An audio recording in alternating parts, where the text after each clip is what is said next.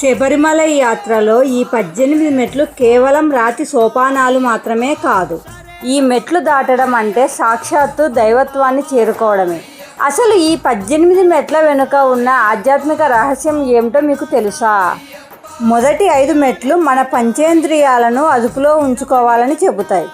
ఆ తర్వాత వచ్చే 8 మెట్లు మనలోని కామ, క్రోధ, లోభ, మోహ, మద మాత్సర్యాలను వదిలేయాలని సూచిస్తాయి. తర్వాతి 3 మెట్లు సత్య, రజో, తమో గుణాలకు ప్రతీకలు.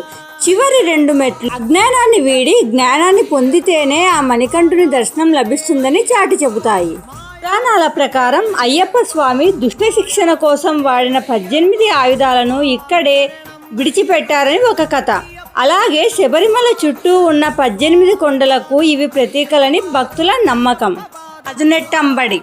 18 మెట్లు ఎక్కడం అంటే కేవలం ఒక ఆలయంలోకి వెళ్ళడం మాత్రమే కాదు, అది మనలోని అహంకారాన్ని ఒక్కో మెట్టు వద్ద వదిలేస్తూ వెళ్ళడం.